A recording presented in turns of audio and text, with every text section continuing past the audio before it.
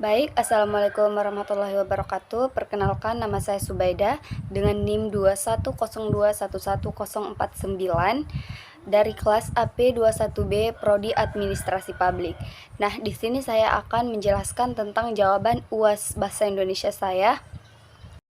Oke, baik, selanjutnya saya akan menjelaskan tentang penulisan nama gelar yang benar dan yang salah. Nah, di bawah ini saya taruh penulisan nama gelar yang benar itu di sebelah kanan dan penulisan nama gelar yang salah itu di sebelah kiri. Nah, saya jelaskan. Yang pertama, Sri Mulyani Indrawati SEMSCPHD. Nah, untuk penulisan yang benarnya itu Sri Mulyani Indrawati, nah, awal huruf semua namanya itu huruf kapital, kemudian S titik E, kemudian titik koma, kemudian S titik SC titik koma lagi, kemudian P H titik D. Hanya itu huruf kecil dan P, sedangkan P dengan D-nya huruf kapital. Nah, kalian bisa lihat perbedaannya di sebelah kiri. Selanjutnya Prof. Dr. Dr. Mariadi M.Kes. Nah, untuk penulisan yang benarnya itu Prof. titik Dr. titik Dr. titik kemudian Mariadi, M titik Kes titik. Nah, kalian bisa lihat perbedaannya juga. Nah, yang selanjutnya itu Prof. Dr. Dra. Sri Suwitri MSI. Selanjutnya Cahya Andini SAP. Nah, penulisan yang benarnya itu adalah Cahya Andini, S titik A titik P titik, semuanya kapital. Nah, selanjutnya Kirana Safitri M Home. Nah, untuk penulisan gelar yang benarnya itu adalah Kirana Safitri, M titik Home. Nah, hanya itu huruf kapital, sedangkan UN-nya itu huruf kecil dan diakhiri dengan tanda baca titik. Nah, sekarang saya akan menjelaskan tentang karya ilmiah dan skripsi. Apa itu karya ilmiah? Karya ilmiah adalah suatu tulisan yang berisi data, fakta, dan solusi, dan terdapat landasan teori serta metode ilmiah untuk memecahkan suatu masalah yang diangkat, dan karya ilmiah juga itu ditulis dengan cara yang sistematis. Kemudian skripsi. Skripsi adalah karya tulis ilmiah resmi akhir seseorang mahasiswa maupun mahasiswi dalam menyelesaikan program sarjananya. Skripsi ini merupakan bukti kemampuan akademik mahasiswa dalam penelitian yang berhubungan dengan bidang keahliannya. Serta skripsi ini memberikan pengalaman belajar kepada mahasiswa dalam melakukan kegiatan kajian serta penulisan karya ilmiah. Skripsi biasanya berisi penelitian ilmiah yang berdasarkan informasi yang dapat seseorang ambil dari buku, jurnal penelitian, laporan penelitian, seminar, dan lain-lain sebagainya. Selanjutnya saya akan menjelaskan tentang manfaat dari menulis karya tulis ilmiah. Yang pertama itu memperluas dunia ilmu pengetahuan.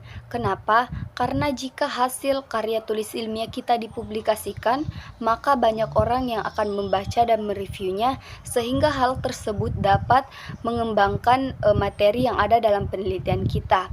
Nah, manfaat yang selanjutnya adalah mendapatkan kepuasan intelektual. Nah, dengan melakukan penelitian pasti kita akan mendapatkan rasa kepuasan tersendiri. Ditambah karya yang kita buat diambil oleh orang lain, maka pasti akan timbul rasa berbangga atas karya ilmiah yang telah kita buat.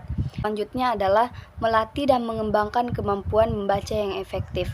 Nah, karya ilmiah juga ini sangat bermanfaat. Kenapa? Karena semakin banyak kita membuat karya tulis ilmiah, pasti akan tetap membuat keterampilan membaca kita semakin efektif, dan juga kita akan cepat dalam membaca juga memahami isi dari keseluruhan materi tersebut.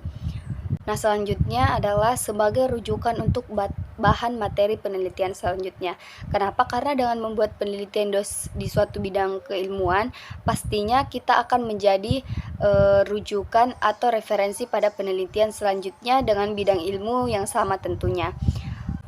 Nah, selanjutnya saya akan menjelaskan tentang jarak kertas atau margin, baik dari sisi kanan, kiri, atas, dan bawah pada penulisan sebuah skripsi. Nah, margin ini adalah jarak antara teks pada tepi kertas dalam skripsi yang sedang kita kerjakan. Margin ini terbagi menjadi 4 jarak, yaitu tepi sisi kanan biasanya 3 cm, kemudian kiri 4 cm, atas 3 cm, dan bawah 3 cm pada penulisan skripsi secara umum. Nah, selanjutnya jenis huruf atau font, ukuran huruf, dan jarak pengetikan atau spasi dalam isi skripsi. Nah, jenis huruf yang biasanya digunakan dalam sebuah penulisan skripsi itu adalah Times New Roman, tapi jenis huruf font ini berbeda-beda setiap prodi atau fakultas atau ketentuan kampus masing-masing. Nah, ukuran font itu kan biasanya ada yang 9, 10, 11, 12. Nah, tetapi yang biasanya digunakan dalam penulisan skripsi itu adalah ukuran 12 dan tinta warna hitam. Nah, jarak pengetikan atau spasi adalah pemisah antara teks yang satu dengan teks yang lainnya. Kemudian spasi itu juga bermacam-macam, ada yang spasinya 1, 1,5, 1,8, tergantung bagian apa yang ada dalam skripsi tersebut. Kemudian bagian C, isi, jarak spasi, jumlah kata atau karakter, dan kata kunci dalam abstrak. Nah, isi dalam skripsi itu adalah hasil paparan tulisan, ide ataupun gagasan yang terdiri dari bab 1 pendahuluan, bab 2 tinjauan pustaka, kerangka pemikiran, dan penelitian. Sedangkan di bab 3 itu ada objek dan metodologi penelitian, kemudian di bab 4 itu ada hasil penelitian dan pembahasan, serta di bab 5 ada kesimpulan dan saran, dan di bagian akhir ada daftar pustaka, lampiran maupun riwayat hidup dari seseorang, rujukan yang kita tulis atau sumber skripsi itu dari mana. Jarak spasi itu kan tadi sudah saya jelaskan, contohnya ada yang jarak spasinya 1, 1,5, dan lain-lain. Tetapi kan tergantung apa yang kita tulis dalam skripsi, abstrak, isi, maupun yang lainnya. Tentu saja pasti spasinya akan berbeda-beda. Selanjutnya, jumlah kata atau karakter. Nah, jumlah kata ini juga perlu diperhatikan dalam penulisan skripsi. Misalnya dalam abstrak. Nah, abstrak ini kan hanya bisa terdiri 100 sampai 200 kata maksimalnya. Nah, sedangkan isi skripsi sendiri itu bisa tergantung dengan orang yang menulisnya atau yang mengerjakan skripsi tersebut atau yang berlaku di ketentuan kampus masing-masing. Nah, kata kunci dalam abstrak itu sangat penting karena kata kunci tersebut menunjukkan poin penting atau ide dalam skripsi agar pembaca itu lebih paham dan lebih mudah mengerti maksud dari skripsi tersebut, dan kata kunci tersebut itu biasanya dicetak miring. Teknik penomoran halaman pada skripsi. Nah, penomoran halaman pada skripsi itu berbeda-beda. Misalnya penomoran bab biasanya menggunakan angka Romawi kapital. Misalnya bab 1, 2, dan 3. Kemudian penomoran angka dan penomoran anak bab menggunakan angka Arab yang diketok pada margin sebelah kiri, misalnya 1.2, 2.1, dan seterusnya. Sedangkan penomoran anak bab disesuaikan dengan nomor babnya. Kemudian yang kedua, penomoran halaman dari judul sampai dengan daftar lampiran biasanya menggunakan angka Romawi kecil seperti I1, I2, I3, dan seterusnya. Halaman abstrak sampai halaman lampiran diberi nomor dengan angka Romawi kecil yang merupakan kelanjutan dari halaman judul dan halaman persetujuan pembimbing. Penomoran halaman dari judul sampai dengan daftar lampiran biasanya menggunakan angka Romawi kecil seperti I1, I2, I3, dan seterusnya. Halaman abstrak sampai dengan halaman lampiran biasanya diberi nomor dengan angka Romawi kecil yang merupakan kelanjutan dari halaman judul dan halaman persetujuan pembimbing. Nah, nomor halamannya itu diletakkan di bawah tengah berjarak 3 spasi dari margin bawah. Nah, penomoran halaman inti mulai dari bab 1 pendahuluan sampai dengan bab terakhir, simpulan dan saran menggunakan angka Arab, yaitu seperti 1, 2, 3, 4, dan 5 seperti pada umumnya. Plagiarisme adalah mengambil hasil karangan, ide, gagasan, kata demi kata orang lain tanpa sepengetahuan sang penulis dan tidak mencantumkan nama penulis serta menjadikannya seolah-olah itu pendapat sendiri. Jadi plagiarisme ini sangat dilarang ya, apalagi kita sebagai seorang mahasiswa. Nah, yang selanjutnya adalah teknik merujuk kutipan itu pada dasarnya dibagi menjadi dua, yaitu teknik merujuk kutipan langsung dan teknik merujuk kutipan tidak langsung. Nah, yang pertama adalah teknik merujuk kutipan langsung. Nah, maksudnya itu kita mengutip sama persis dengan sumbernya tanpa ada pengurangan satu kata pun. Nah, kutipan langsung ini juga bisa dibagi menjadi dua, yaitu kutipan langsung yang pendek dan kutipan langsung yang panjang. Nah, ketika kita ingin membuat kutipan langsung pendek, caranya itu kutipannya tidak boleh lebih dari 4 baris.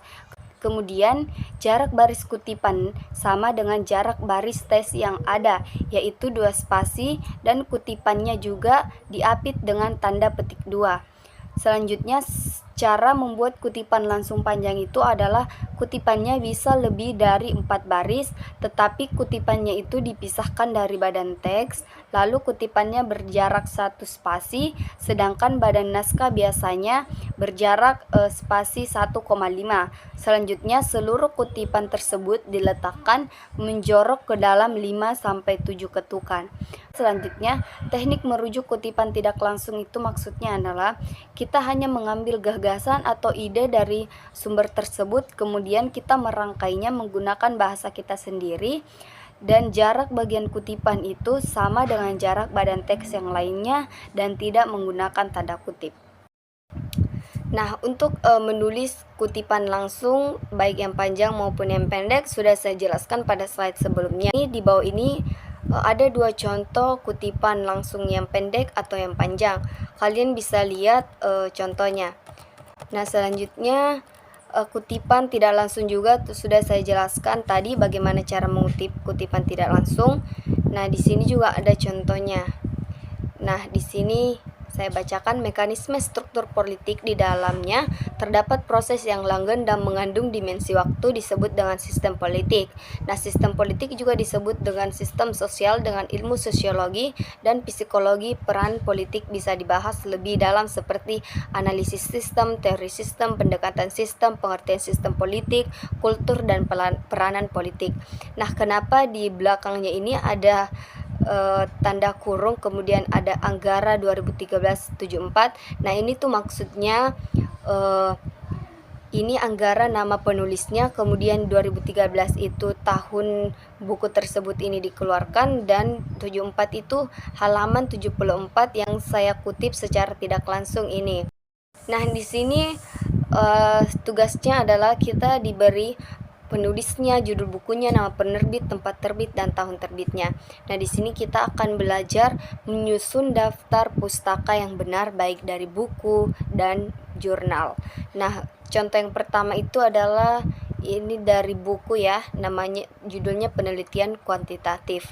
Nah, untuk penulisan daftar pustaka yang benarnya itu adalah kita tulis dulu namanya, ini Sugiono 2013 tahun terbitnya, kemudian judul bukunya itu penelitian kuantitatif. Nah, judulnya di sini itu ditulis miring ya. Kemudian tempat terbitnya Jakarta .2, kemudian nama penerbitnya Alfabeta. Nah, contoh yang kedua itu kan judul bukunya metodologi penelitian kuantitatif. Nah, di sini penulisnya Prof. Dr. Lexi J. Moleong M. A.